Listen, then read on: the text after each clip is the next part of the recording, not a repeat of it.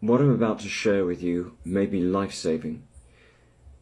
You've probably heard that another round of medical tyranny is planned, and your heart is telling you, I am not going to comply. But do you know the lawful standing for your non-compliance? I'm going to distill it for you now, and I'm doing this for myself as well, to remind me of what I need to do if I'm ever face to face with a would-be enforcer who is trying to act under illegitimate and unlawful authority. I need your non-compliance to help me with my non-compliance, and vice versa. And it all comes from this book, and I'm going to give you a link for a free ebook version of this book in the video. The first thing to understand is that legislation is not law.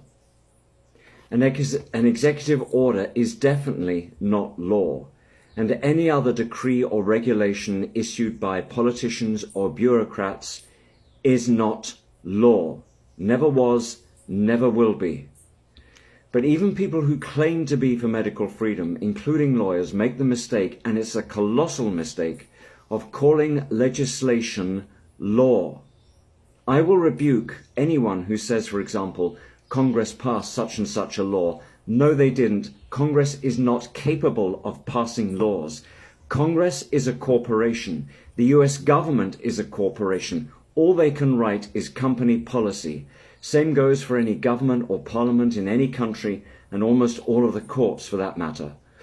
If any would-be enforcer says to you, you have to do this, this is the law, or this is a mandate, you say, show me the document that says this, and show me where I signed it. Without your signature, these corporate contracts are not worth the air they're written on. But there are other documents that are lawful, and if there's one document you need to carry around with you or memorize, it's the Universal Declaration on Bioethics and Human Rights, Article 6. It says, any preventive, diagnostic and therapeutic medical intervention is only to be carried out with the prior, free and informed consent of the person concerned based on adequate information. Memorize it or print it out, whatever you need to do. No preventive intervention without consent. What is preventive or claimed to be? Masks and jabs. No diagnostic intervention without consent. What is diagnostic or claimed to be? Tests, whether PCR tests or any other type of test. If you're ever in a hospital, refuse the test for whatever current disease or variant du jour they're trying to weaponize. Then they can't funnel you into the death protocols. Masks, injections, tests, pills, therapies, whatever, you have the absolute and inalienable right and authority to refuse all of it. Now, they will try to assert that because of such and such an emergency, your rights are suspended. They could not be more wrong. Rights apply more during emergencies, not less.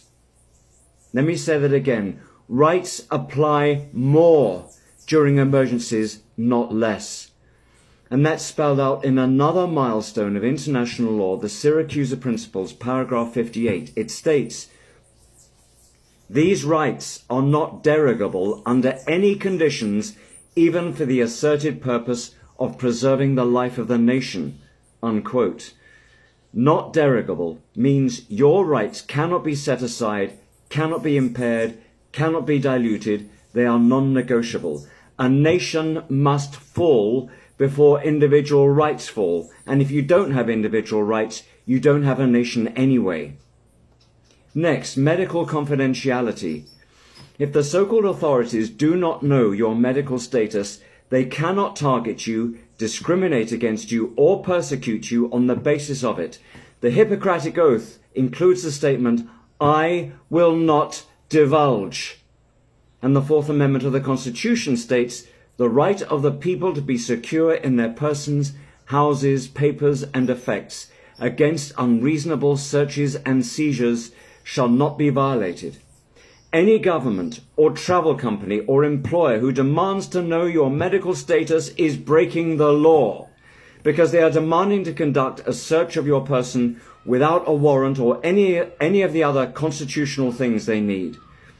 Also, if you uphold medical confidentiality, then you don't need a so-called exemption. If you ask for an exemption, you are asking for another's permission to be exempt, and you are giving false legitimacy to their claim to dictate to you and play God in your life.